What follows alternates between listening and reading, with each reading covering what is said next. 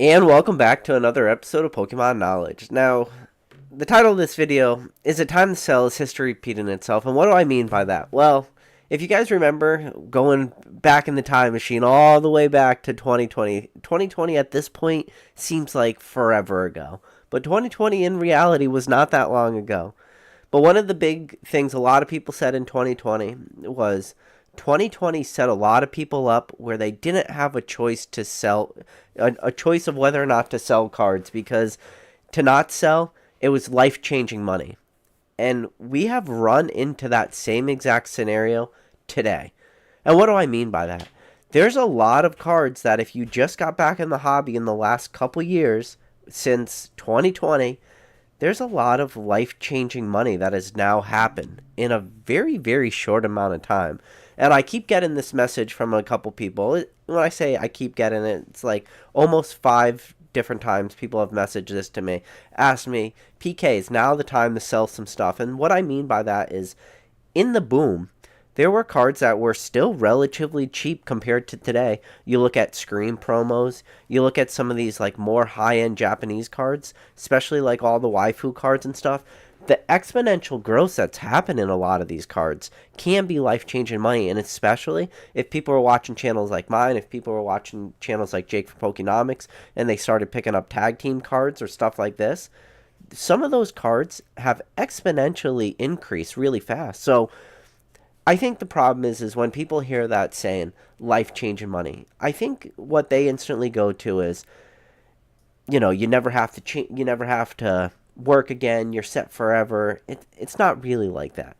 Well, life-changing money could be as simple as is you make enough money, you have some car payments, you pay off your car payments, you have, and then you've never had 6 months of, security in your bank account, like in your checking account. You now do a 6 month like buffer. You could start to potentially move this money into other places, depending if it's a really lot. And you could self-fund a retirement with like $100,000, assuming you're 35, or at least that $100,000 one lump sum into a retirement account could set you up for the rest of your life. And that's life-changing money. For somebody to be able to pay off credit card debt, pay off their car, and potentially put money towards a home, or pay off a big chunk of their home, that is life-changing money. And right now in Pokemon, a lot of people that just got back recently have already seen this happen. Now, I'm going to say this with a caveat to everybody out there. Listen, if you've been going real hard into Pokemon since 2020, you got back in 2020, you worked real hard in 2021, real hard in 2022, and you're still grinding in 2023. And if that saying seems very foreign to you, I'm just going to give you like a little bit of advice and just a little bit of warning Pokemon and the crazy markets we have seen. And you don't feel like that is a possibility for you, that the buys you've made, the investments you've made in Pokemon have not paid off. I'm just going to give you a little bit of warning. You might be doing something wrong in this hobby. And what I mean by that is there's a lot of people out there are sealed product investors. A lot of people are single investors. A lot of people are graded card investors. There's one danger I tell you on this channel above all others is you should never be buying Modern 10s. You should always be grading Modern 10s. And if you don't know what that means is, shout out to Top 10 Pokemon. Top 10 Pokemon. If you ever want to come on this channel, man, you're more than welcome. But Top 10 Pokemon put out a great video talking about just Celebrations cards right at release to what Celebration PSA 10s are selling for today. And Celebrations was one of those really, really weird sets that right at release, Celebrations had a plus EV, meaning the expected value of opening up Celebrations was way greater than the MSRP price. And if you were smart and you opened up some Celebrations, in a way, almost every card in Celebrations was some sort of hit, right? So you sent away a lot of your cards for Celebration to PSA. You got those cards back. Celebrations had literally some of the greatest print quality we have ever seen for modern Pokemon in the last couple years. So a lot of these cards hit 10s really easy. So the people doing that Celebrations play made out really well. But Top 10 Pokemon had a great video. Every single Celebrations card has gone down between, I'm like A card that retraced the best was a card that went down 70% in value. Most of the cards in Celebrations went down between 80 to 90% in value. That is crazy to think about. So if those are the plays you're doing and you're the ones buying those 10s, then yeah, maybe you're going to be running into this point in this hobby where you're going to say like, man, this hobby is not making me the money I thought it was going to. Or maybe the money in Pokemon has not been life-changing, but it really should be. And there's a lot of cards that are still hitting all-time highs. I'm looking at my most recent email from PWCC. And PWCC said, Japanese Pokemon cards break all-time record sales. So you have 2008 Japanese Miracle Diamond. So that's the only card out of this list that I'm going to call semi-vintage. And it had a sale price of $16,200. That's a record sale. The rest of the cards that were in this record sale, meaning they hit all-time highs, were modern cards.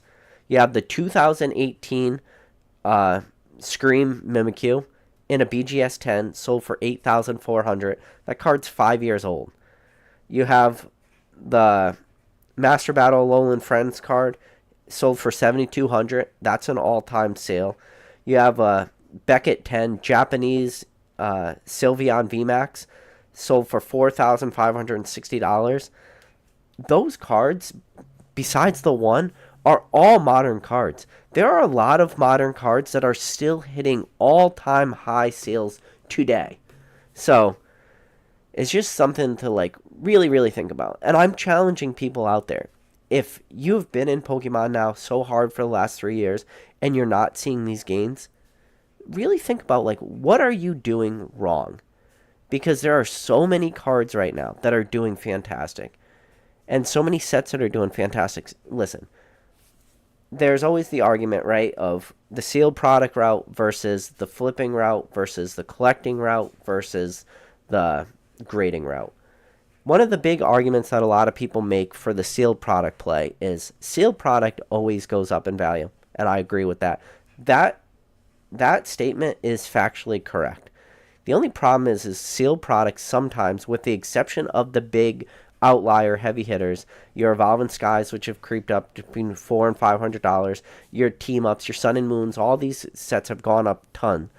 But a lot of the people that recently got in, they're still seeing huge returns on all these, Sword and Shield booster boxes, whether it's Sword and Shield base, Rebel Trash, Vivid Voltage, assuming they didn't buy for $280, Darkness Ablaze, Battle Styles finally started ticking up, assuming you weren't one of the people that bought Battle Styles for $160. Chillin' Rain is going up again, assuming you weren't one of the people that bought Chillin' Rain for $160. Like, a lot of these products have really gone up extremely well in value, assuming, again, you weren't the one buying these products on the high, which, sadly, I think a lot of people were buying a lot of, especially when it comes to modern booster boxes. There's sets, there was a glaring examples of like Shining Fates. People that bought Shining Fates ETBs at $120. Shout out to the old card shop. He talks about this. When he was on this channel, talks about selling Shining Fates ETBs at $120. Those are real sales. Vivid Voltage booster boxes between $220 and $280. Those are real sales. Battle Styles at $160 a booster box, those are real sales. So, assuming you weren't on the absolute highest end of all these prices, and you were able to pick up low, you're able to pick up Chillin' Rain at the $80, you're still doing fantastic. But the problem is a lot of those products are pretty expensive. And what I mean by pretty expensive is $80 to $100 for a booster box. It can get pricey. And then, that $100 stays stagnant and is tied up, and that becomes dead money for you until you go to sell that product. And from a lot of the people I talk to, and again, this is very anecdotal, but I also look at eBay sales. I can see how many booster boxes are selling on a daily or a monthly basis for a lot of these modern products, and I look at the people selling them. There's not a ton of these booster boxes hit in the market being sold. And I think one of the reasons is I think people just, there's a couple worries when people sell booster boxes. One, are you going to get a return? Somebody's going to get that product, say it's resealed, even though obviously you know it's not resealed. You bought it either straight from distribution, you got it from Pokemon Center, you got it from a reputable seller. You know it's not resealed, but somebody, does that. So there's a little bit of a fear for people. The shipping, you know, it costs $4 to ship a PSA slab. It costs $10+ to ship a booster box, between 8 and 12 depending on where you're shipping it. So there's a little bit of extra, cost there. You have to put it in a box opposed to a bubble mailer. That means a lot of people don't carry like the right size boxes and like in inventory. Like these are very, very like small hurdles for people, but I have found that this is something that a lot of people struggle to do. So just selling sealed product can be maybe be a little bit tougher.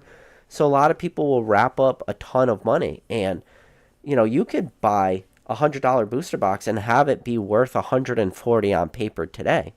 But if you haven't sold that booster box, if you haven't made that play, if you haven't started to grow your eBay account in a way where you can now start to sell sealed product, and people look at your eBay account and say, okay, this can be a trusted account to buy sealed product from. If you haven't started those steps, the thought of that can be an extremely daunting task for a lot of people, just to sell something as simple as a booster box. Now, so when I say in Pokemon in the last 3 years, you might be coming into life-changing money, there are some people that might look at it and say, well, I bought a booster box for $100. It's only worth $140 3 years later. It's worth $200 3 years later. Listen, you bought Sword and Shield base for $100 and it's worth $200 today. You did fantastic. Don't get me wrong. You are absolutely destroying it. You are one of the best investors that ever lived because you were able to take $100 into $200. The problem is those unrealized gains, and I think a lot of people are looking at Pokemon from the flipping aspect and the investability aspect, and they're really struggling to get to these high numbers, to get to these life-changing dollar amounts. And I don't have a perfect answer for everybody out there. These are just from conversations I've had with people and listening to them, and even when I talk to them, I don't have answers for this. Selling graded cards is a little bit easier, kinda. What do I mean by that? Kind of easier. They're easier to sell on eBay, and you have more outlets if you're... Listen, I'm not going to sit here and pretend like people... Listen, welcome to Pokemon. People are trying to, like, hide from taxes all the time. That's one thing I found about Pokemon, too. People are petrified of taxes. But there's, tax-sheltered ways to sell your cards through consignment services or through PWCC auctions. And one of the things about consignment services and PWCC auctions is they'll accept your graded cards, with the exception of PWCC. PWCC will accept sealed product, but it's a little bit more of a dicier route, especially if you're starting to sell vintage products, because PWCC will sell your vintage products, but they're going to open it up. They're going to put their own tamper-proof seals on it, and then you're really at the end game. You're hoping you're selling that PWCC open verified booster box to like a rip and shipper. Those are the only people that are really going to want to buy those boxes because they don't care about those tamper-proof seals. All they care about is opening those boxes up and selling those packs individually. But, it is easier to just sell graded stuff. It is easier, and, some people don't even like to sell raw stuff because just selling raw stuff can feel like a huge hurdle for a lot of people. Sorry for everybody out there. The reason why I haven't made videos the last couple of days is because I've been sick. And if you know what it's like to have a cold as a male, listen, now I know, for all the women out there, now I know what it's like to give birth without an epidural, because I'm a man, I had a head cold. We're done. But, yeah, that's why I haven't made a lot of videos, so sorry if my voice is a little scratchy tonight. But, yeah, it's just... I keep talking to people, and at this point in the hobby, I think... And then there's other struggles too, right? I think, and again, this is anecdotal, but I think a lot of people, when they do start to, get some relatively valuable cards in their collections, They look down at their collection and they say, I want to keep the most expensive cards. I want to keep the highest value cards. But at the same time, they're struggling just like day to day, whether it's their bills, whether it's their credit cards, whether it's their debt, little things like this, where they'll have a ton of value in the very, very small percentage of their collection, which isn't for sale. But anything in their collection, which is very low value, stuff, isn't going to sell at a premium. That's the stuff they try to sell. So they're always struggling trying to sell the low value stuff and always really like hoarding that extremely expensive stuff and maybe in a way like being detrimental to themselves. Everybody in this, and it goes to like the very beginning of this video. One of the things a lot of people talk about Pokemon in 2020, 2021, is Pokemon turned into life-changing money for a lot of people. But the truth of the matter is, nobody has ever gone broke taking profits out. So, all the people that look at the people that did really well in 2020, 2021, the only thing that they all have in common is that they sold into that market, that they recognize some of this market was in a potential crazy hype, potential huge bubble. There was a lot of products, and I know people don't like to hear that. In 2020, there were cards, there were sets that were in bubbles. Every time somebody says, oh, there we go, talking bubble talk, listen. For the love of God, there were things in this hobby in 2020 that were in bubbles. Jungle Pikachus and Eevees, first editions, selling for greater than $1,000. That is a bubble. It's a micro bubble. It's not representative of the entire hobby. There was a lot of stuff that was undervalued. Anyone you talk to will tell you that in 2020 there was still stuff that were undervalued. Still today in this hobby, there's stuff that is undervalued. People just they latch onto the word bubble and they just want to squeeze it till it pops because they love that word. They get engrossed by it. Listen, just telling you, there's stuff in this hobby that go through bubbles. When Top 10 Pokemon made his top 10 celebration like cards and what they were doing right at release and what they're selling at today, and every single one of those cards has dropped between 70 to 90% in value. Listen, I'm telling you right now, Celebrations PSA 10s were in bubbles, but you could go to the same point in the same moment in time, and there was a lot of products that were not in bubbles. So they're like, this is the thing. People just need to learn to accept that some things are in bubbles and some things are not. And I don't know why people are so anti that, but it's even today. There are some things in this hobby that are potentially moving into bubble territory again. But then, this is the thing. You can have cards continue to go up before they start to retrace. I looked at that Mimikyu, that Scream promo, selling for over $8,000 for a Mimikyu Beckett, pristine 10. Not a black label, just a gold label pristine 10. Cards like that could be heading towards bubble territory. This is the thing. That card could easily keep going up in value. The problem is the true pool of those cards that exist, the true amount of those cards that exist are extremely, extremely abundant.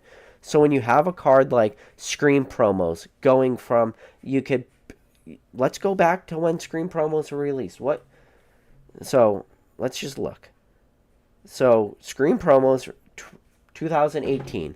You could pick up a set of all of them for $100. Then they went from $100 for a set to $1,000 to the first, couple graded until eventually they moved to the $5,000 range. And then you had graded PSA 10 sets selling for $10,000. Now they're selling for close to $15,000. Those cards could be getting into bubble territory because you have a set of cards that were selling, again, this is ungraded for $100 in 2018, to now a graded set selling in 2023, 5 years later, for close to $15,000. I'm just warning everybody out there. We could potentially be getting to bubble territory. This is the thing. There's a lot of cards in this hobby, in my opinion, are still very, very undervalued. And yeah, I'm just but like it goes back to the question. So when I get the questions from people, it's like, PK, is now a time to sell. I struggle to answer that question because I can't give a blanket statement. I can't give, when people say, is it time to sell? I can't just say, yes, go ahead, start selling everything, because I'm not selling everything, because I still believe in the future of this hobby. The problem is you have to start making your decisions of what is worth it for you to sell. And especially when people start to message me and they say, PK, I'm coming into what's potentially life-changing money. And again, life-changing money could just be as simple as paying off your car payments, paying off all your credit cards, and having 6 months of safety net in your checking account. Those are very small things, but it can still be a life-changing event for some people out there. I know there are some people out there who are like, obviously, but I'm just warning you out there. Not everybody does that. So for somebody to be able to do that and be debt-free and have 6 months of savings, that can be life-changing for them. So when they message me, I don't really have like perfect answers for them, because I think they want an answer of, tell me exactly what to sell and what not to sell. And I don't have that answer. I look at like modern run-ups for a lot of modern booster boxes. Now, I don't know if, I'm just going to do the best performing booster boxes. So best performing booster box of Sun and Moon is Team Up. Best performing booster box of Evolving Skies, or Sword and Shield is Evolving Skies. So, Team Up booster boxes are selling at $1,500 today. What's the chances that that booster box goes from $1,500 to $3,000? I think there's a possibility that happens. I don't know when that happens. I don't know how fast that happens. I don't know if that takes 6 months like we've been seeing. I don't know if that's going to take a year. I don't know if it's going to take 5 years. When certain products get to very high prices, it gets very out of my comfort zone to try to speculate. Now, Evolving Skies reaching between $400 to $500. At this point, I do not personally think we're getting an Evolving Skies reprint. I think for a long period of time, that conversation was definitely on the table. I think we just keep day after day, week after week, month after month, obviously moving further and further away from that being a possibility. So Evolving Skies being between $400 to $500 a booster box, what's the chances of that booster box going from $500 to $1,000 to $1,500? I don't know. I really don't know.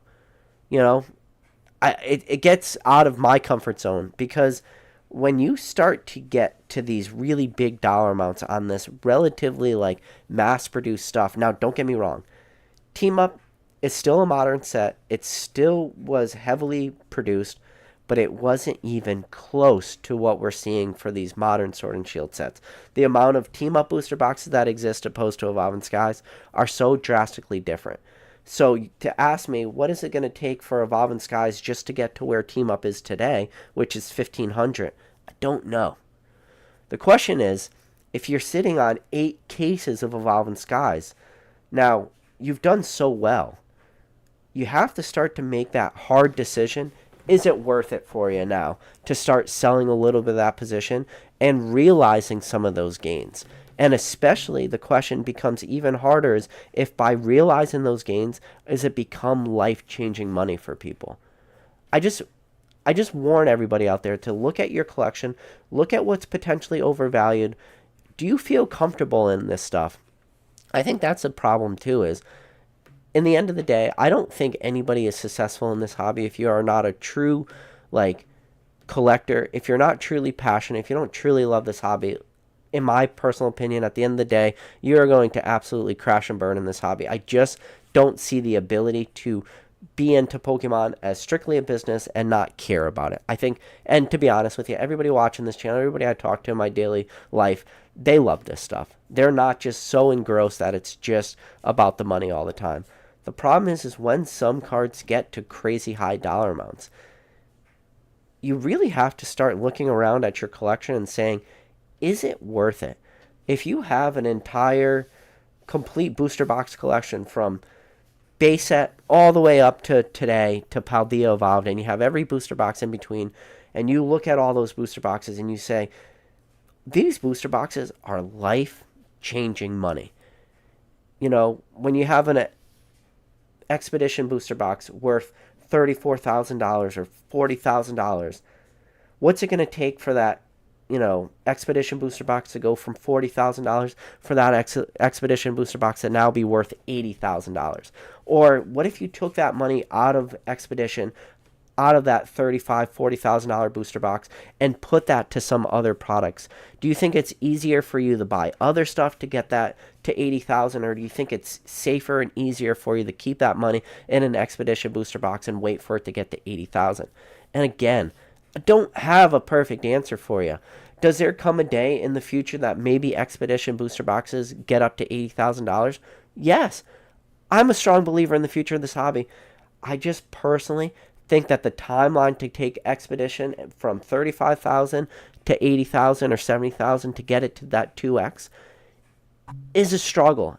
And it's going to take a long time to get there. So now you have to start looking at all these things and saying, and don't get me wrong, if you picked up an Expedition booster box at release for $119.99, which, was the quote-unquote MSRP price for WotC booster boxes, but in reality, you could pick them up for, $99 right at release, because that's was a healthier market back then for what those were selling for. But anyways, let's say you spent $100 on Expedition booster box and you saved it all the way to today and it's worth $35,000. What are your exponential gains there? And you could have made that argument last year and the different years. It's just, you get into, this is a problem with this hobby, when you start to break down things on an individual product by product or set by set or basis.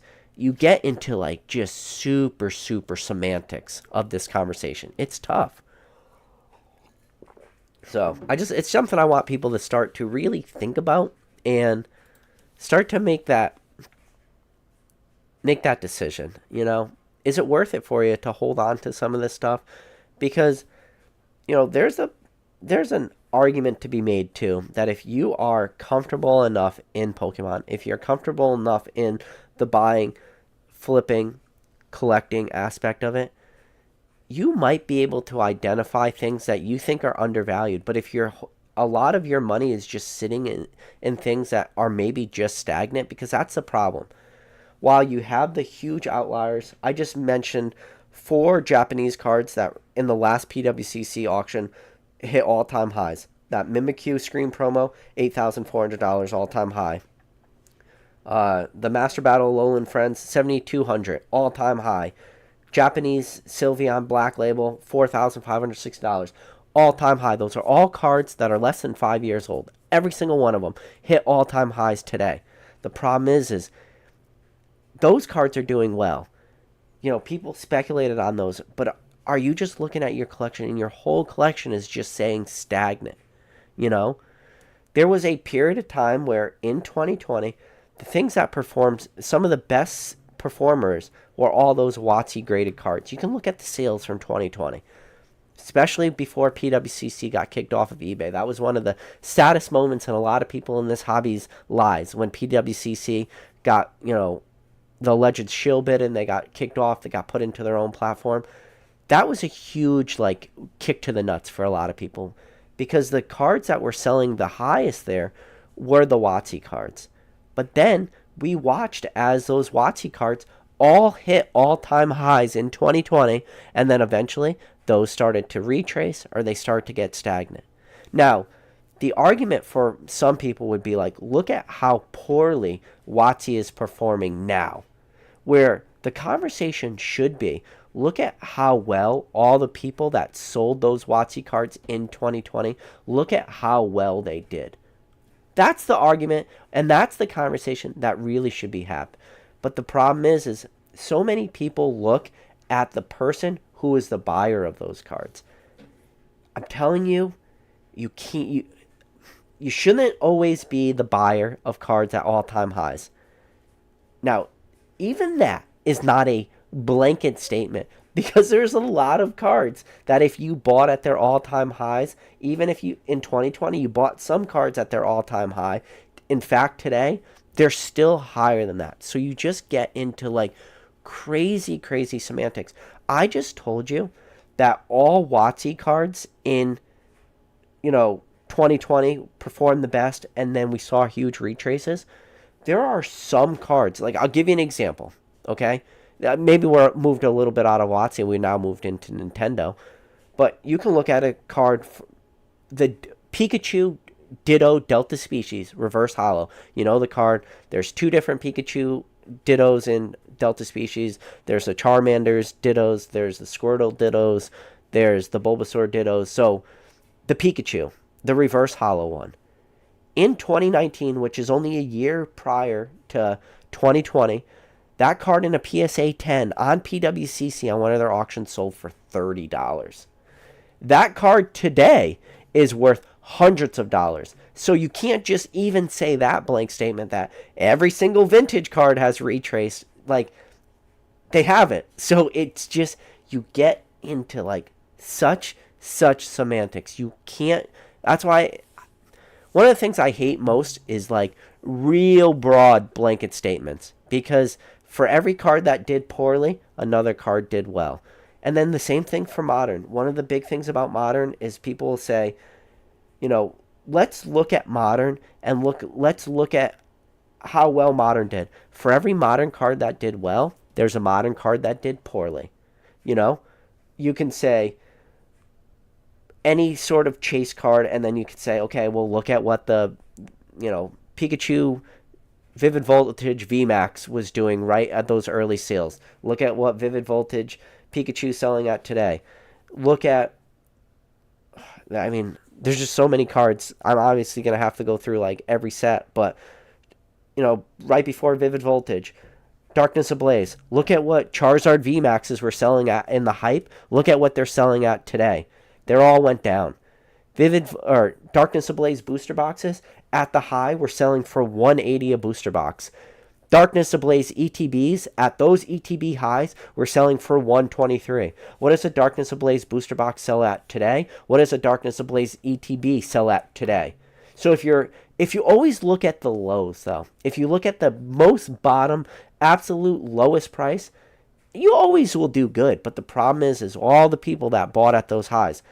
Listen, the only reason we can quote Darkness Ablaze ETBs selling for $123 is because those were confirmed sales. Or the same thing with Vivid Voltage. Those Pikachu ETBs, what those ETBs were selling at before that massive reprint, those are all real sales. There's a buyer on the other end of all those. The buyers at the highs get absolutely destroyed. So it's like, for every great Modern product, there's examples of how that Modern product did poorly. It's the same thing as battle styles, and I mentioned it earlier in this video. You could easily pinpoint battle styles. Like, I made the video. As I walk through the valley of the $79, $95 booster box, I fear no evil. Chill and Rain booster boxes, battle styles booster boxes were selling at $80. Yes, if you bought at the lows, you did fantastic. If you bought battle styles at that 160, you're doing absolutely terrible. Congratulations, your money have done absolutely nothing in one of the most bullish periods in the history of this hobby. Like, there are so many like arguments back and forth. And then right around battle styles again, I mentioned it earlier, was Shining Fates.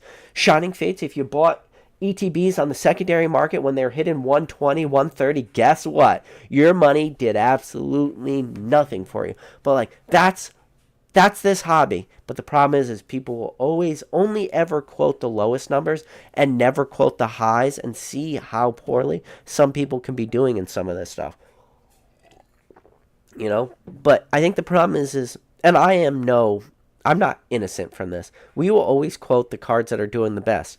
Congratulations, we made it 33 minutes into this video before Moonbreon got brought up. But you look at a card like Moonbreon and you go, Moonbreon, it went against the curve, where you have your Vivid Voltage, or we'll go back a little bit. So those Charizard VMAXs from Darkness Ablaze, nothing but price crashes.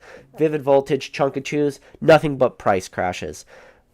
Battle Styles, the Urshifu or the Sleepy Tea, nothing but price crashes from their from all-time highs to where they're selling at today. Don't get me wrong. Those cards are starting to do this, especially that Sleepy Tea is starting to have a price uptick, but those cards were selling for like $150 right at release. So, you know, prices like that have dropped. Shining Fates, you look at like the Charizard VMAXs, stuff like this. The all-time highs when that set was released to where those cards are selling at today. But we will bring up like the Moonbreon, because the Moonbreon bucked that trend. The Moonbreon right at release was a $250 card. That was a very, very expensive Modern card.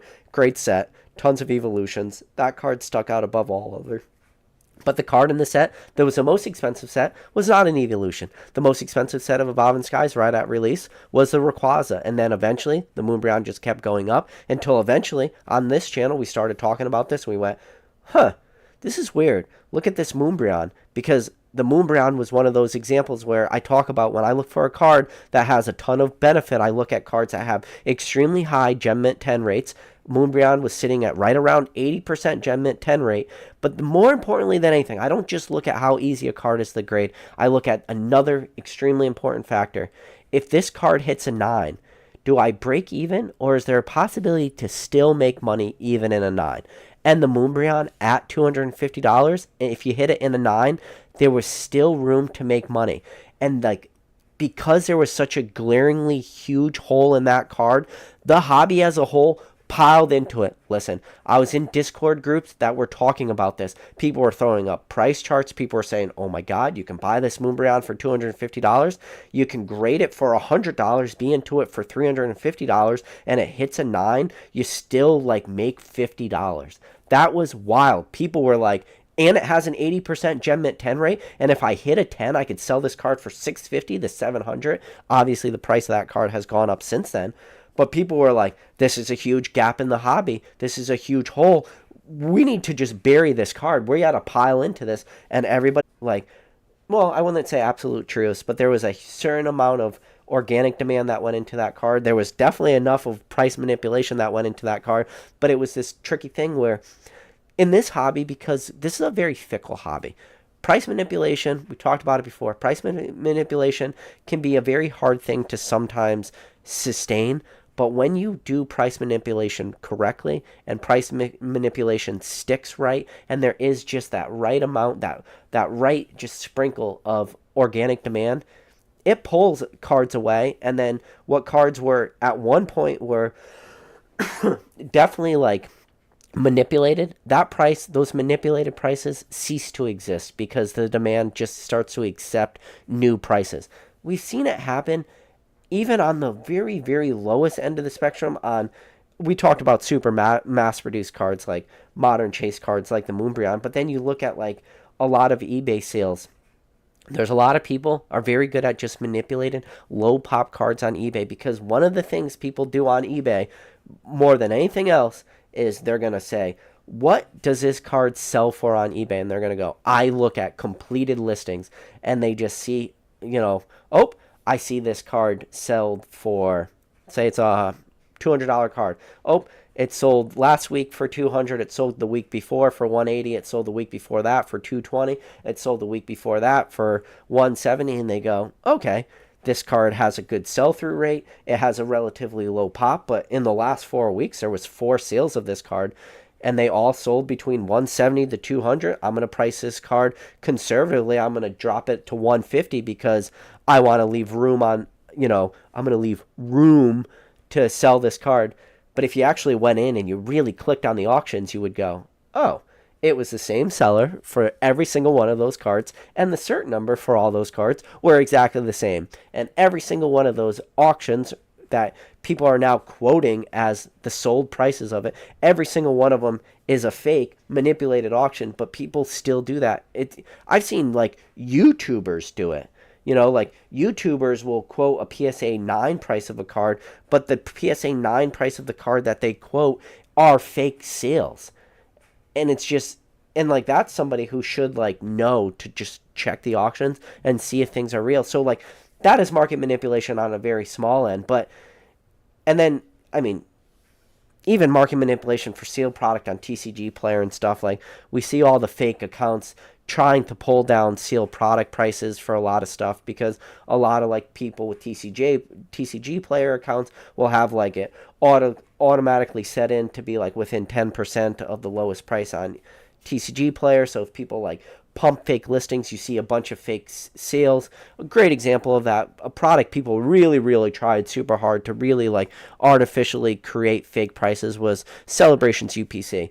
Perfect example. If you don't know what I'm talking about, at the very, very early release of Celebrations UPCs never reached that MSRP price of $119.99. They were always selling for like greater than $200. And if you were able to find them for less than that on the secondary market, not at at, distribution, or not at your Best Buys or your Walmarts or your Targets or GameStop, not something like that, but on the secondary market, somebody's selling it. If you were able to find those Celebrations UPCs for less than $200, you did absolutely fantastic. Like, you did really well, but in reality, nobody was able to find those because that secondary market price was so high. But you looked on TCG Player, and there was so many glaringly obvious fake examples of Celebrations UPCs selling for 130, 140, 120, and then you would have to click on the account and you look at who's selling it, and it was a brand new account on TCG Player, made that day, made the day before, absolutely zero feedback, selling accounts, like all this stuff. But like, people were really, really trying super hard to manipulate that market. It got super convoluted. Okay, back to the topic of this hobby. Is it time to sell? Is history repeating itself? And what I mean by that is, history repeating itself. Are we just getting back into everybody who's now been in for the last 3 years? Are you getting to your 2020 moment? Your 2020 moment where everything you have bought has now gone up in value. You are now have the ability to sell and make a ton of money. Because everybody, I shouldn't, I keep saying, I don't like these broad terms to everybody. A lot of people, the argument is, everybody got into the hobby before the boom, and the people that did the best were the people that got in before the boom, and they did so well, and then they sold, and blah, blah, blah. And I hear that all the time. And it was just because they were here longer. They were here before all the hype, blah, blah, blah, blah, blah. And that's why in 2020 they were able to sell and make so much money. I'm telling you right now, we are still in the boom. I just quoted to you nothing but modern cards that hit their all-time high sales at PWCC last week. We are still in that boom. If you don't feel like you're in that boom, if you feel like you're on the outside of that boom, I'm telling you right now, and I'm praying to you, really, really take a hard look at everything you're buying, everything you're doing. If you do not feel that after 2020, you are not doing better in 2023 than you were in 2020 or 2021, if something somehow you're doing worse off, I promise you, you got to be doing something wrong. And I don't know what you're doing wrong, but you have to take a hard look in the mirror and say, why haven't I come into life-changing money yet? When PK literally just quoted 4 modern cards that are all just hit their all-time sales today. And those all-time sales, I mean, a Mimikyu like Scream promo in a Beckett 10, not a Beckett Black Label, just a regular pristine 10, selling for $8,400. There's a group of people out there that $8,400 is life-changing money. Because $8,400 can be their car payment. It can be their credit card payment. That can definitely be life-changing money for some people. Maybe not life-changing on the grand scale of you hit the lotto, you hit the Powerball, you hit the Mega Millions, you're set for life, your generational wealth, your kids never have to work again. No. But it can still be life-changing. It can still set you up in a better position. And I'm just warning everybody out there. If you are been doing nothing but being super actively engaged in Pokemon in the last couple years and you don't feel that has happened for you, I'm just telling you, you're probably doing something wrong. And just, I beg you, figure out what it is. Take a hard look at yourself. And maybe it could be as simple as you don't know how to sell. You don't know. Or you haven't done the simple things as, growing like your reputation. I was going to say reputation. What's the word I'm looking for? Like growing your eBay feedback score, growing the products you're selling, like doing all these little things. Like, this is important for you to get to that next level. And, or just, listen, shout out to Z and J. James, if you're out there, buddy, I absolutely love you. Listen, I tested out James's consignment service. He's got a great consignment service. Like, you sell cards for greater than $100. You don't get hit with that $5 fee. There's a lot of cards I see, James sell, which I don't mean this in a bad way because I like James, but there's a lot of cards that people send to James that those cards sell for when you take in grading costs. And you can look, I know how much they paid the grade because I can look at the cert number. When they start with 7.2, I know that it was a recent, submission. You get a card that sells for $40, you're going to pay your eBay fee, but then you got to pay the $5 fee on top of that. Like, you take a big loss there, you know, like you're probably not making any money on that card. And then I look at that card and I'm like, okay, it still hit the 9. That's still a near mint copy of a card. That card in a raw value that's still like an $8 card. So you spent $8 to purchase that card raw, or maybe you got lucky, you bought it from a pack, you still spent $4 on the pack, $15 to grade it. You're now into it for, you know, $20, between $20 to $23, depending on if you pick that card up raw, if you opened it out of a pack. So into that for 23, you pay another $5 for like that, you know, consignment fee. So now you're into that card for 28 to 29 to 30 potentially, and then you still got to pay 10 to 12% just in fees. So then you add on another, so $40 sale, you're going to add on another $4.50. That's a lot of work to make very, very little bit of money. Like, and I look at it and I'm like, oh man, the amount of, like, that's just a time. That's like a mathematical problem. That's like, that person probably lost out. And you look at a ton of those cards. And then, listen, I'm not going to make this into a CGC rant, but I graded with CGC. I got destroyed because CGC, like the value in selling CGC cards were not there. I got destroyed. I still see people do the same thing over and over and over again. And I just watch it. I'm like, that is a near mint card. You just hit a freaking CGC. Hopefully, it's changed now where now you can gem mints or 10s, but there was so much time where I'd see people grade cards that have 80%, 90% gem mint 10 rates at PSA, and they hit a 9.5 at CGC, and I look at it and I go, oh my God. Hit a 9.5 for a card that hits 80 to 90% gem mint 10 rates at PSA, and then I watch that card sell for close to raw value. And it's just like, save these people. Save them. But they just get so stuck in their ways and stuff. And I told you, one of the things I try more than anything else in this hobby is I try to grow in this hobby. Try to change the ways I think. Try to change my, like, everything I do in this hobby, I try to stay liquid. And I pray to God, I pray every day that my opinions in this hobby are different today than they were a year ago, than they were 2 years ago, 3 years ago, 5 years ago, 10 years ago, or go all the way back till I was, you know, little PK with a snot nose. I still got a snot nose, but PK in 5th grade, open up packs of base set jungle fossil. I pray that my thought process from them has changed to today and everywhere in between, because if your thought process is not constantly changing, if you're not constantly adapting, you're going to stay stagnant. And like, while your core fundamentals can stay the same, I would say that my core fundamentals in this hobby have stayed the same, but I try to constantly change my opinions when I look at different products.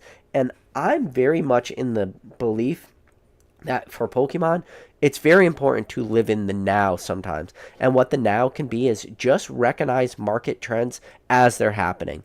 It's one thing, everybody can play Monday morning quarterback, everyone can be Captain Obvious, and everyone can play, oh, well, this was an obvious play after the fact. It's much harder to do that real time, you know, in the moment.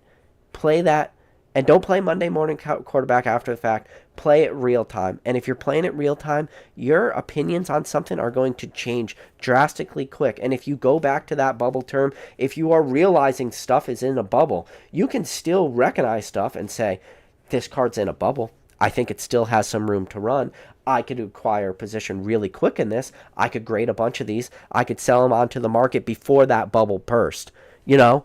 Or, you know, you recognize the absolute highest end of the bubble and you say, okay, now is my time to like dump these cards. I want to get out of it. It's like so many little things that you're constantly happening, but that's all about living in the now, living in the absolute definition of living in the today.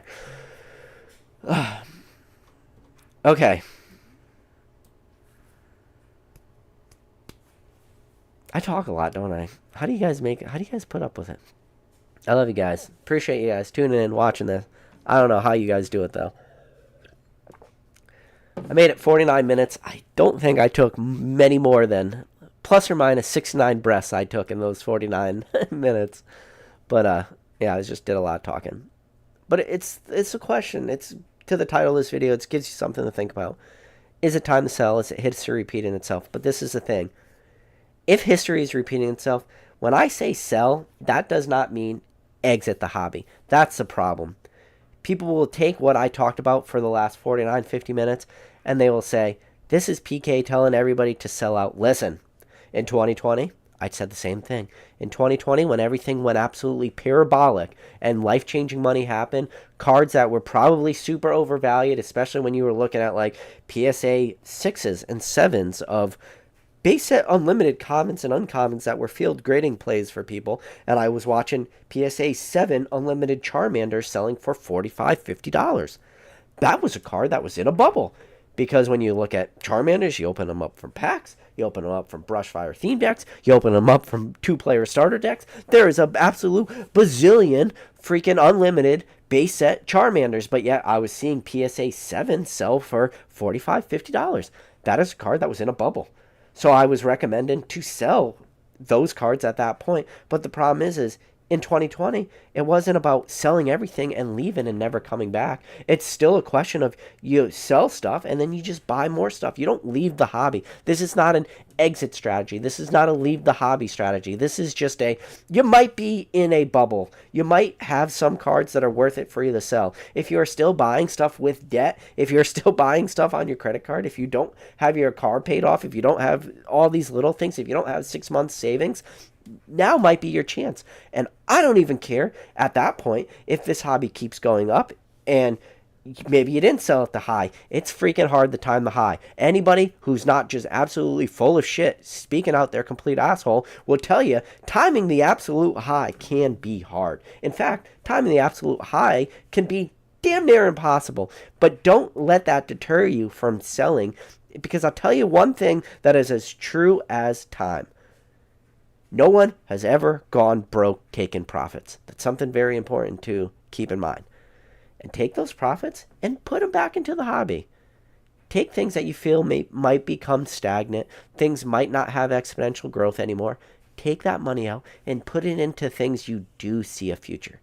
There's a lot of products today that are potentially undervalued. We're running into this real weird timeline too where things could start being stagnant for a while, especially with some reprints coming along. Listen, I'll give you an example, and people are like, give me an example. Fine, I'll give you an example.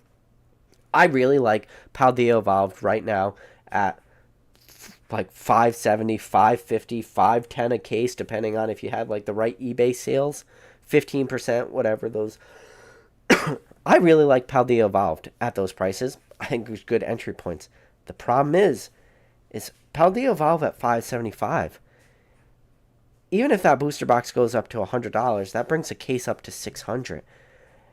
If Paldea Evolved gets reprinted, which has a high, strong likelihood, because I think Pokemon is going to reprint these Scarlet and Violet sets, so it does make sense that maybe Scarlet and Violet base could get reprinted, Paldea Evolved could get reprinted. We are, in fact, it's the most modern set. There is, in fact, not a set after Paldea Evolved, because Obsidian Flames, technically on paper at the time of recording this video, hasn't even been released. So if you do get a reprint of this, it could bring prices back down, and then you can see Paldea Evolved booster boxes potentially stay stagnant at that $100 for years. Years could be 2 years, could be 3 years. And that big what if is going to depend on those reprints. If we never get a reprint, maybe they won't stay stagnant at 100 for years. It's going to be on a reprint. But this is the thing. I look at a product like that and I go, wow, I really, really like a product like Paldea Evolved. I really, really like booster box cases at $575 because it's actually like more or less at distribution cost, if not lower. My problem is I don't like, even though I like it, I don't believe in it enough to tie my money into it. Meaning, the downside risks of a play like that opposed to the upside risk, for me, I just look at that same $575 and say, do I honestly believe in my absolute heart of hearts that I could take that $575 and use that money for other things in the hobby, to buy other things, to grade other things? Do I think I could do more with that $575 than the amount of time it's going to take that Paldea Evolved sealed case to increase in value? My personal is yes. Take that $575, buy other stuff. I could be wrong though. But like, this is where I'm at, you know. But then some other people might say, no, I'm going to take that $575. I'm going to buy a Paldeo valve case or $550, and I'm going to sit on it for the next 5 years. That $550 could potentially be stagnant for the next 5 years. And let's just say in a 5-year timeline, you double your money. You take that from $550 case and you doubled it, and it's now worth $1,100 for that sealed case of Paldeo valved. You did freaking fantastic. But now, if you ask me if I honestly believe this, and a lot of people in this chat, if I gave that $550 to you, could you have turned that into greater than $1,100? If your answer is no, you have no confidence in yourself whatsoever, and you do not believe you have that ability, then yes, I'll tell you to buy that case. But if you honestly believe you can take in 5 years, take $550 and turn it into $1,100, there's probably a lot of opportunity costs you're leaving out on the table there. So it's just a lot of things to take into mind. The Pokemon dentist says, I literally have to pull over when PK is on. You don't have to pull over, man. You can just listen to me. There's nothing to really watch. It's just everything to listen to. This is like a podcast that also has a video opponent to it. Number 1 mod in the game. Good to see you, Drew. Drew gave some good advice. He says, like and subscribe. See Rattle Pokemon in here. Yeah, I see Basic Trainer in the chat. People are asking when Basic Trainer is going to have his 24/7 live. Rattle Pokemon said 24-hour sleepover with the lights off in the convention hall. Yep. Basic Trainer said time to sell PSA Squirtle Squad. Talking about Dan. Dan has a PSA 9 Shadowless Squirtle with Squirtle Squad glasses on, so it's marked MK. MK from PSA means marked. So somebody took it with like either black pen or black Sharpie and drew in those squads. They still graded it with that designation, but it still hit the 9. It's still a Shadowless card. It's pretty sweet. So no, Dan, do not sell your Squirtle Squad. TKK Collector says, we need lazy people with money to buy 10s. This is the thing. And I probably should have talked about this earlier. I'm very bullish on a lot of things in this hobby. One of the things I'm also very bullish on is I do believe it's that greater fool theory. And it's the saddest part, and I hate to say it, but all the greater fool theory says is there will be a greater fool out there to buy things for greater than you spent on it. So when TKK Collector says we need lazy people with money to buy 10s, I'm still grading modern 10s. I'm grading modern 10s to sell them onto the market because I do believe in that greater fool theory. I do believe that even though somebody could go pick up that card themselves, easily source it. And this is the thing. When I talk about, you should always grade modern 10s, you should never buy modern 10s. What I mean by that, and I hope people do understand this, that I'm talking about cards that are readily available, easily sourceable on the market. It doesn't take very long, even though people might look at a lot of modern cards. You look at your tag team cards or Sun and Moon or XY. If those cards are not easily sourceable, I don't look at those as like easy modern 10s. That like grows into a new like caveat into the conversation. XY is different than Sun and Moon. Sun and Moon is different than Sword and Shield. And Sword and Shield is different than the most modern set. The best time to buy positions in cards normally is right at release, because right at release, supply of raw cards are at their highest. So raw card prices are actually selling for their lowest. And I say right at release, I'm not talking pre-release. I'm not talking like the week off. I'm talking like that 2 to 3 week window after release where supply is really heavy on the market. That's when raw prices are the highest. Raw prices are the lowest, that 2-3 week window. But your graded prices are usually at the highest. It's an inverse, where the raw prices are the lowest, graded prices are the highest, until eventually, given enough time and a huge sample time, eventually those prices start to get a little bit closer, meaning the more expensive the PSA 10 is, the more expensive that raw card is, or the cheaper that raw card is, the cheaper that PSA 10 price comes, until eventually they catch some sort of equilibrium. Obviously, it's not an even 1-to-1 because the PSA 10 is always going to sell for greater than the raw, but eventually it gets to that little bit of an equilibrium. But where it's the most drastic is, again, that 2 to 3 week window when the raw cards are selling the cheapest and the PSA 10s are selling for the greatest. But I believe in that. I believe there will be those people out there making that continuing to be true, set after set, release after release, into perpetuity. Listen, I told you this so many times. told you yesterday, I'll tell you today, and I'll tell you tomorrow. I don't know who's buying Modern 10s. I don't know who that person is. I don't believe they're the people watching this channel, but I don't believe that this channel is indicative to like the majority of this hobby. I believe that this channel and the listeners watching this channel and the people commenting and subscribing and engaging, this is a very, very small subset of this hobby. The large majority of this hobby, most people don't grade their cards to begin with. Most people don't look at secondary market prices. Most people don't look at eBay recent sold. People could care less about TCG charts. People could care less about histories of sets. People could care less about reprints. There's so much stuff that the average person could absolutely care less. But just because they don't care less doesn't mean that I don't. But with that said, I believe that there will be people who are lazy and buy those 10s. If I didn't believe that, if I truly didn't believe that, then I wouldn't be doing those plays. Son of a Mewtwo said PK is back. PK was sick, I'm telling you. For everybody out there. A man with a head cold. That's the equivalent of a wife, or equivalent of a woman that gave birth without an epidural. I could now relate to them, because I had a cold. Son of a Mewtwo said, Drew, best mod in the game. Number 1 mod in the game.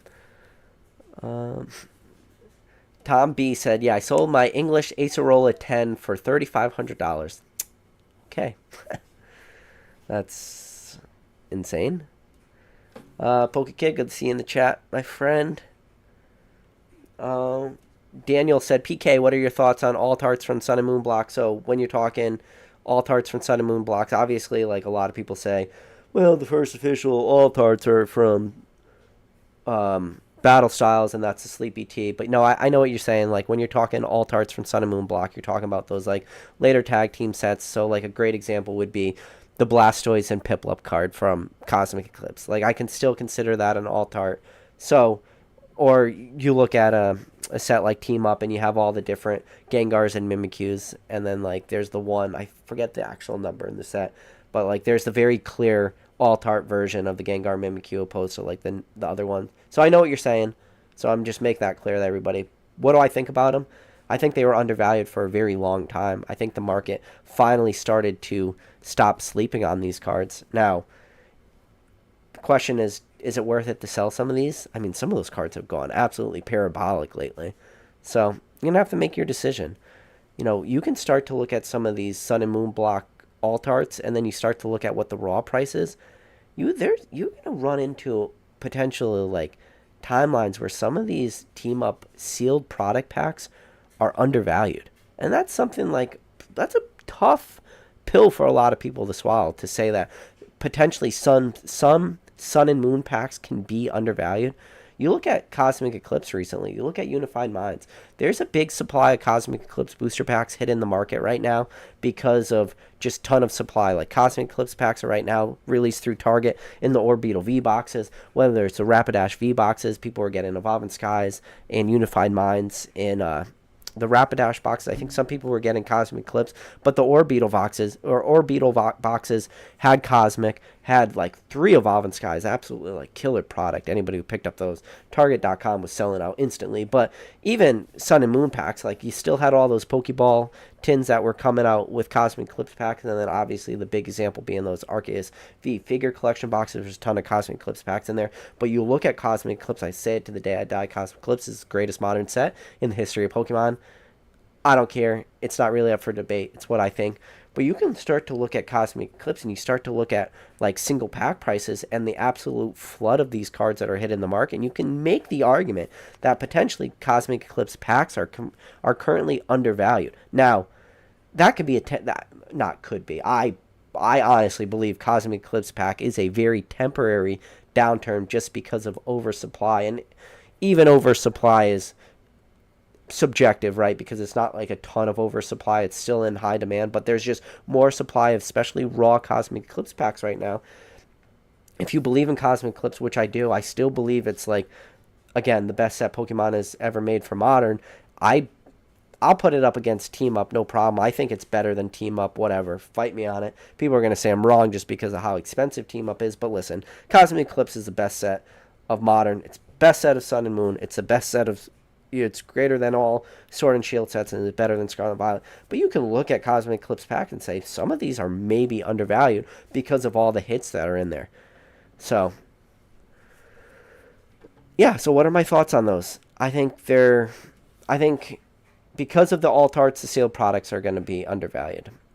And even Team Up, you know, like even when Team Up booster boxes were going absolutely parabolic, the Team Up blister packs for some sellers on eBay were still selling for like $20 a blister pack, which the raw or the actual Team Up pack was selling for $20, but you could get the blister pack with that Pikachu or the Pikachu or no, so it's a Pikachu and Mimikyu or just the Mimikyu, the tag team blister packs. You can pick up that with the promo for the same price as a raw packs. Like the market sometimes has a little bit of trouble like catching up, or even like 3-pack blisters from, let's just say, Cosmic Eclipse had the Celebi. I love that Celebi promo in the 3-pack blisters for Cosmic Eclipse. Like a great 3-pack blister promo.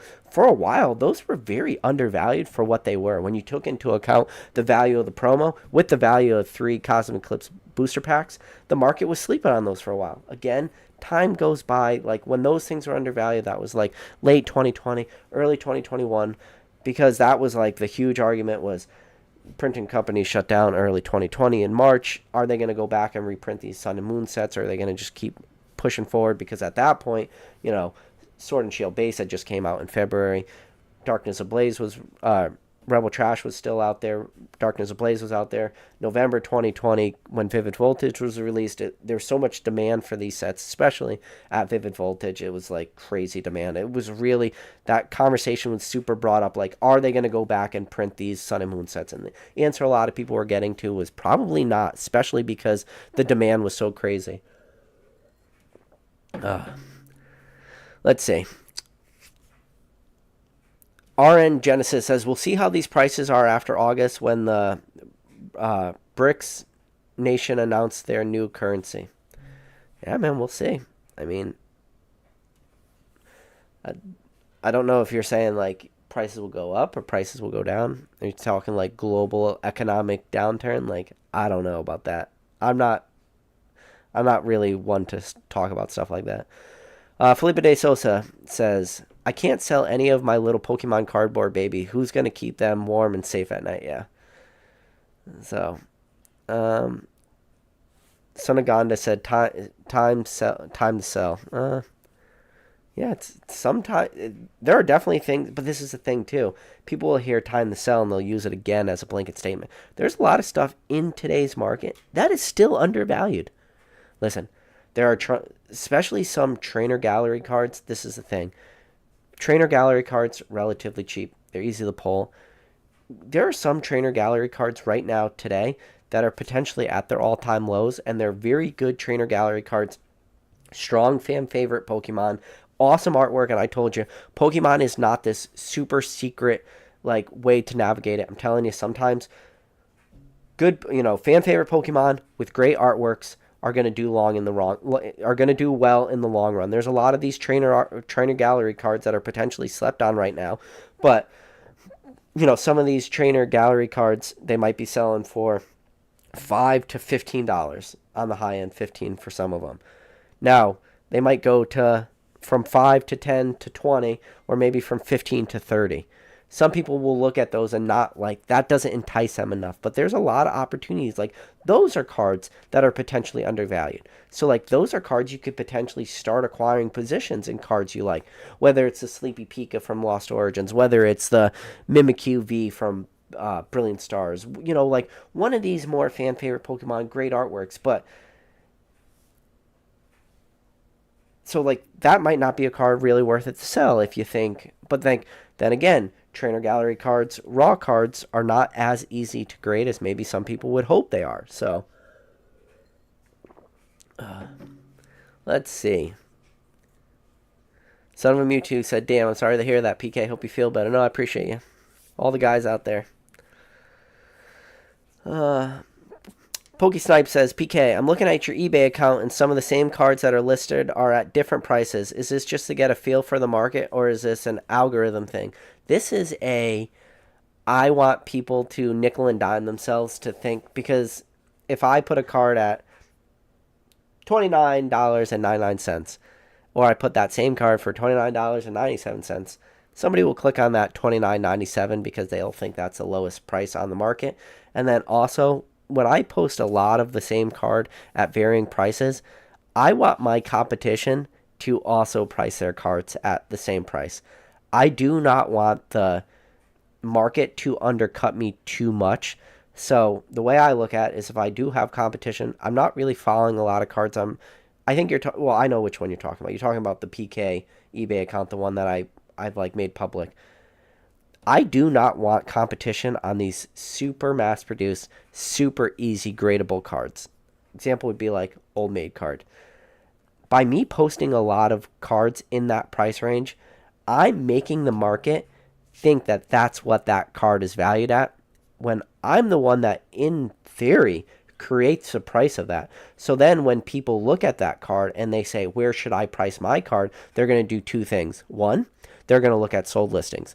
More likely than not, my sold listing will be one of the ones that come up because I've been selling a lot of those cards relatively recently. So if you see it, you're going to see one of my sales, hopefully. And then you're going to go, okay, this is what it's sold at. Let me look at what these cards are priced at. And they're going to see 7 different listings, all priced within a certain dollar range. And they're going to say, okay, I'm going to price my card at the same price, because this seems to be what the market's valuing them. This is what they're selling at. When in reality, that's not the true market value. That's just where I'm trying to dictate the market value. So, PokeSnipes, to answer your question, is it an algorithm thing? No. Is it a manipulation thing? No. It's not a manipulation thing because it's not that easy. It's just like, it's a manipulation thing for my competition, because really, in reality, how easy those cards are, how cheap those sealed decks are, how easy they are to grade, grading fees, anybody could come in and undercut me by a couple bucks, and, all my cards will never sell at that point if people were truly valuing those cards what they should be valued. But most of the time, people will value those cards the way other eBay items are listed, and those will be mine. So it's a long answer. I mean, that's not a true, again, one-to-one, but like that's the reason why those are priced the way they're priced. Class A12 says, does never buy modern 10 supply the cards that are actually hard to grade in a 10? Thinking stuff like Evolution VMAX promos. Quality was rough on those. So you're talking like Evolution VMAX premium collection boxes. So honestly, like, I would tell you, don't buy those 10s. Because for a product like that is, what are those? So those VMAX collection boxes were like $50 at MSRP. They were like $49.99. So if you were able to pick up a bunch of those at release, and you really want to grade them and not keep them as sealed product plays, you open them up. There was still a lot of value in there in packs alone. It wasn't just in the promos. So, but now you look at those things and they creeping up to, like, I'd probably say an art set of those 3 collection boxes, the Vaporeon, Jolteon, Flareon, you're probably looking between 150 to 210-ish. So what is that? That's, that's a huge multiplier, but it would have cost you $150 to buy all 3 of those by themselves. To spend $200 to spend that extra $50, where in order to buy that card in a 10, you can literally pick up 3 collection boxes for the same price it's going to cost for a 10, and then you're going to get 6 of those promos. And then what's the chances of one of those 6 being worth it to be graded? Hard to say. You might do okay. You might get one of those 6 to be worth it to grade, and then you're still going to have all the packs that come in those 3 premium collection boxes. So now you're going to have a bunch of Evolving Skies packs. You're going to have a bunch of other, packs. So is it worth it to buy the 10, or is it just worth it to buy 3 of those collection boxes? I'd say it's worth it to buy 3 of those collection boxes, in my opinion, opposed to buying the 10. So, like, that's the way I look at something like that. And yeah, that's how I would definitely be trying to grade those 10s. While those EV premium collection box promos are hard to grade, they are not impossible to grade. So, and this is the tough thing too, is when you're buying those boxes on the secondary market. Now, depending on the seller, that seller could have cherry picked over those boxes. So they've already pulled out the boxes that had decent centering. So potentially the boxes you're buying on the secondary market, they've already been cherry picked by somebody that grades cards themselves. So because all those off-centered cards are the ones you're going to be able to get, it might make that 10 rate even harder for yourself. So like that's a really shitty part about not buying straight from stores or straight from Pokemon Center, because when you buy straight from Pokemon Center, it's just going to be that lotto factor. Like hopefully the ones they send you are near mint. So it's tough. Like I personally would still pick up like sealed ones, and I would be very, very selective of who I bought from. I'd look at all their other auctions. Are they selling any graded cards? Are they selling any of these promos in particular? If they are selling those promos in particular, especially graded, that is a huge red flag for me, and I'm not buying any of those. And you can go to that eBay seller, and you can search their sold listings too. Type in the exact card that's in those promos. Search, see, okay, maybe they don't have any listed today, but have they ever had any listed? And if you pull it up and there's like, holy shit, this person sold 5 Flareon Vs in PSA 10s, don't buy the collection boxes from them. But if you do all your due diligence, they only sell sealed product, they don't do any grading themselves, you search all their sold listings, they don't have any of those cards graded, then that's a person that you're at least going to have about the same likelihood of, if you just walked into a random store and bought from the Pokemon Center, you're going to get about the same chance of those cards being, easy to grade. So take all those things into account, and it doesn't take very long to do that. And then, if you do have to go with a seller that you think you have your higher likelihood, and you do have to pay 10 to 15% more to go with that seller opposed to the person that you think is already cherry picked over all these promos, and you're just going to get a bunch of off-centered garbage, then definitely spend the extra 10 to 15% on a product like that. Let's see.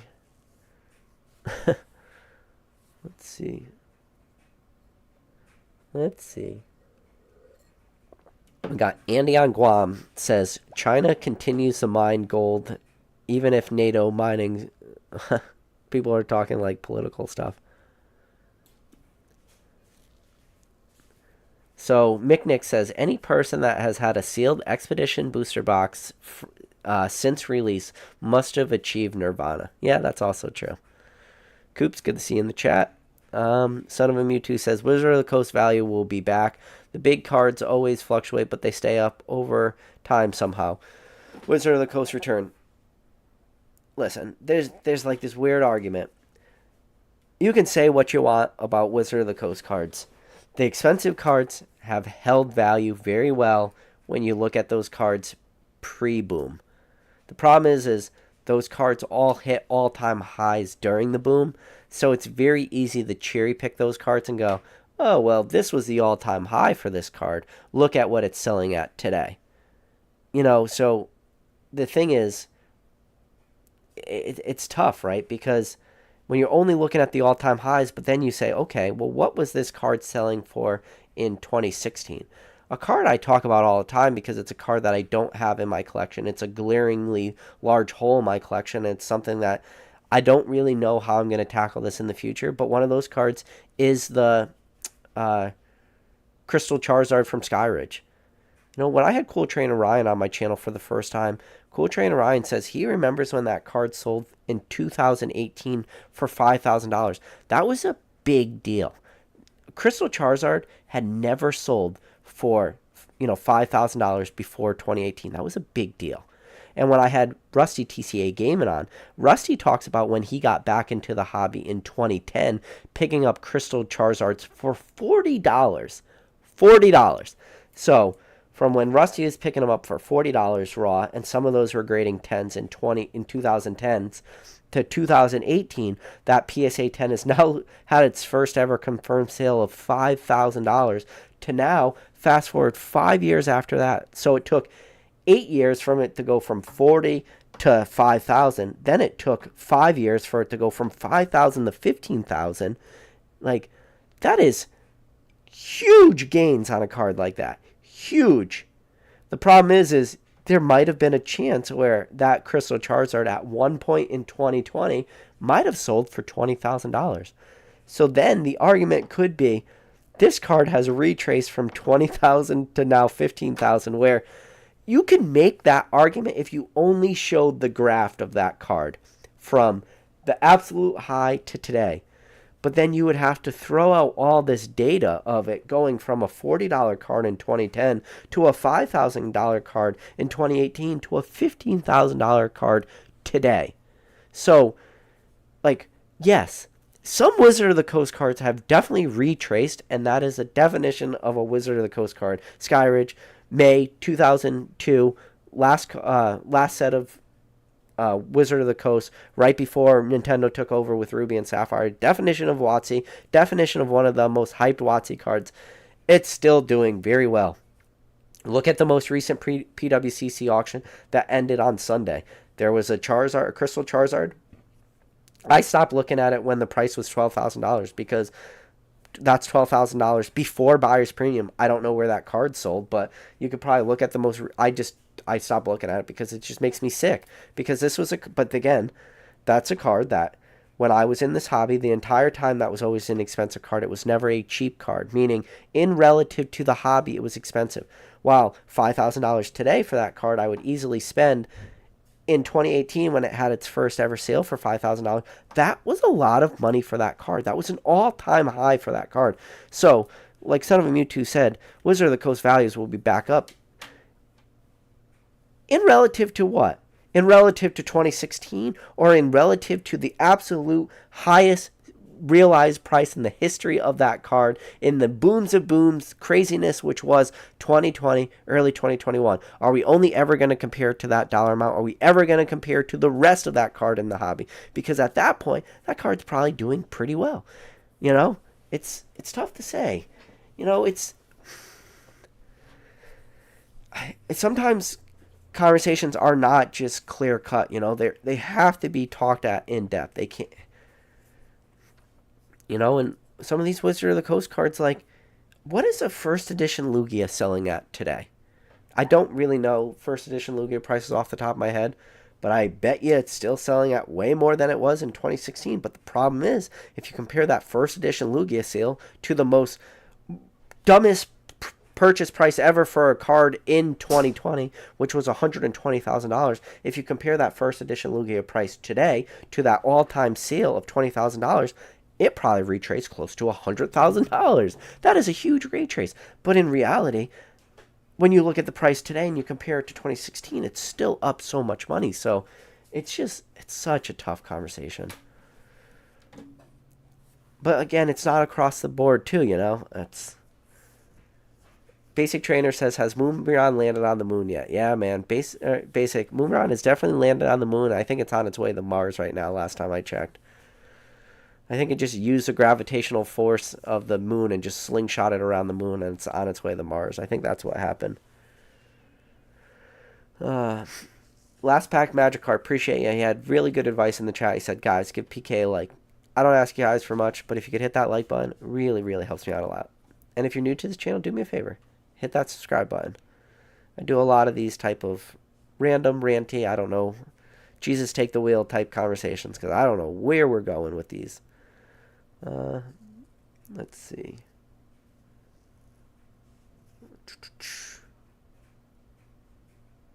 Let's see. Pokemon Collector says, what's up, PK? I think you're right about those Scream Pokemon cards. I just checked eBay and all the values tripled since I bought them. Jesus. Yeah. I mean, people, it's funny too, listen to some people like, I love Rudy. I would love, nothing I would love more than to get Rudy from Alpha Investments on this channel. Love it. But like one of the things Rudy talks about a lot is his comfort area is sealed product for Pokemon. And there was a lot of like relatively negative videos Rudy made talking about Pokemon, meaning like maybe Pokemon prices are not doing well. But the problem is he's just looking at such a very narrow window, especially when he was looking at Scarlet and Violet. And again, he does just look at sealed product, but Pokemon as a whole, if anybody thinks Pokemon is not doing good today, then you would be in for a treat if you lived at any other periods in this hobby. Right now, Pokemon is in the most bullish market ever. And yeah, you know, we are potentially getting to downturn periods, or I don't even want to go as far as to say we are potentially getting to a downturn period in this hobby. We are just potentially getting to a period of stagnation in this hobby.